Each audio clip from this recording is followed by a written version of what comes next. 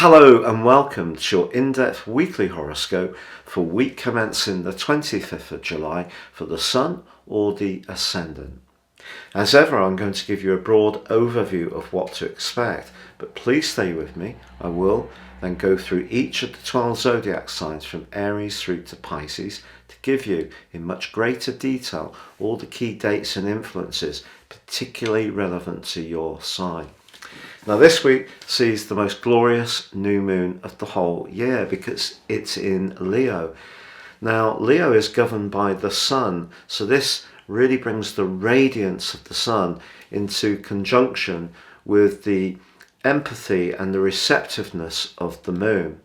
Now in terms of the moon, Cancer is the most influential new moon of the year, but the Sun really here is asking us to embrace our talents, our flair, our joys, our self-expression, and it also forges near to a perfect 120-degree angle with Jupiter, the planet of growth, in the other fire sign of Aries.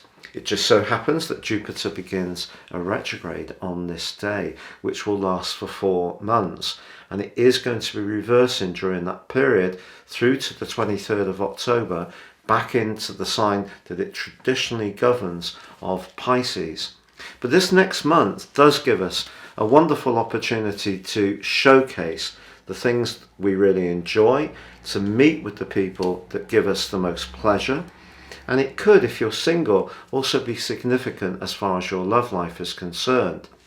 Now later this week we do have a once in a 15-year event, so this is very rare, and this sees the North Node reversing in the sign of Taurus, which it entered on the 18th of January this year, meet up with the advancing Uranus. Now it depends on exactly where you are in the world. It could be right at the end, the 31st of July or the 1st of August. But then on the next day, the 1st of August or the 2nd of August, in the early hours in the UK, Uranus then goes on to become exactly side by side with Mars. Now the last time the three were together was in 2007 in the sign of Pisces, and we had the subprime crisis. Now if you would like to know more about Jupiter's retrograde and also this very influential link between Uranus, the North Node and Mars, please see my special videos beneath this one, which you can click through to join me as I explore both topics in much greater detail. But certainly in terms of all that energy at the end of this week, it is in another fixed sign of Taurus. Now Taurus is about foundations. It's about being aware of how we consolidate our early progress, which comes through the sign of Aries.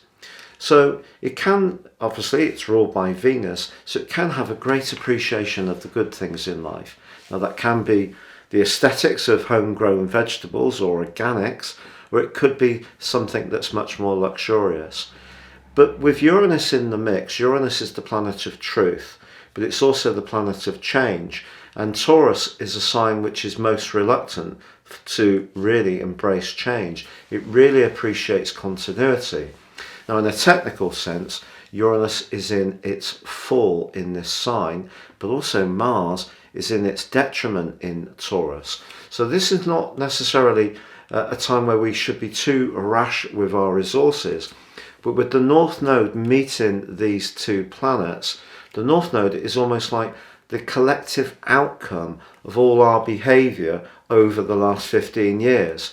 And it could be said that's very much to do with consumerism or our connection in a more intimate way with others. And of course Uranus can break free of restrictions as much as highlight to us new innovative approaches. So I think in general, particularly with Venus forging a really lovely link to the trio of influences in Taurus, we're really being asked to be much more mindful of how we use all our core resources. So that could be down to how much water we use. It could be down to if you're in the southern hemisphere, how we manage your heating at this present time.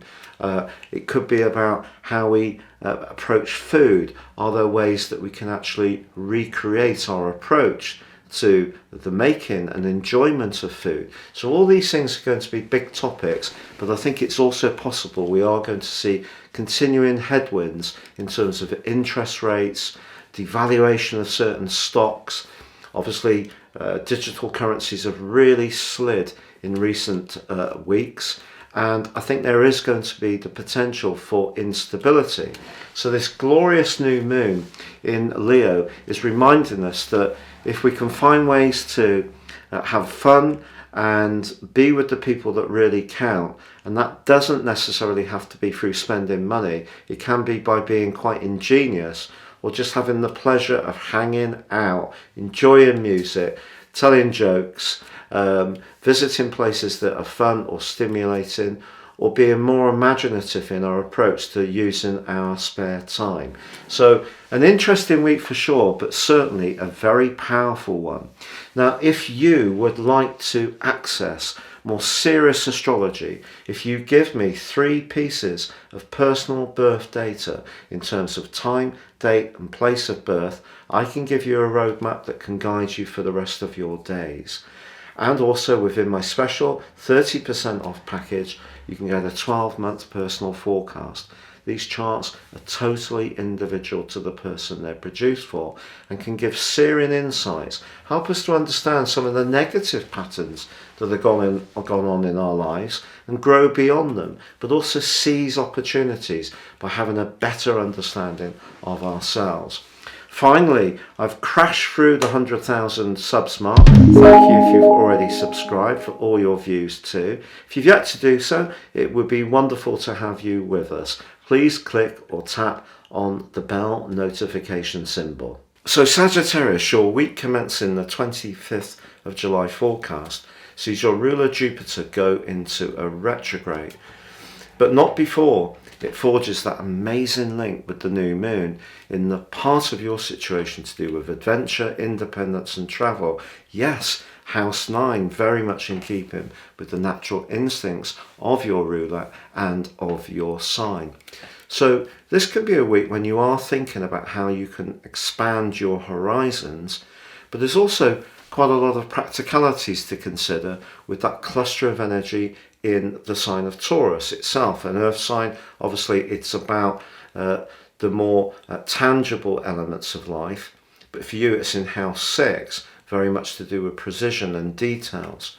Now, because that cluster forges a brilliant link with Venus later this week, there could be something that you're changing around your resources, perhaps squeezing a bit more out of what you've got by being more imaginative or making some changes. It would be a really good time actually to free up some space. You know, having physical space in your life is something that really gives you a sense of peace and tranquility. If there is too much clutter around you, or you're not getting out into the open air enough, that can be rather oppressive. I have to say, towards the end of this week, Mercury, also in house 9 in Leo, does go face to face with the reverse in Saturn in house 3. Philosophies, knowledge, ideas has always been something that's really captivated you. But you could encounter someone who also has similar instincts in that regard, but sees things in a diametrically different way to you. And that could be a bit of a challenge. Also, if you are trying to set up some kind of travel plan, on the whole, the new moon and linking to Jupiter on the face of it would be an enormous opportunity. But I think because of the current climate that we're living in, it's possible that Mercury opposite Saturn may require you to be flexible or make a change around a mode of transport or a particular date or a particular destination, and that may provide some instant frustration. But if ever anyone can find a way to work around something, it would be you.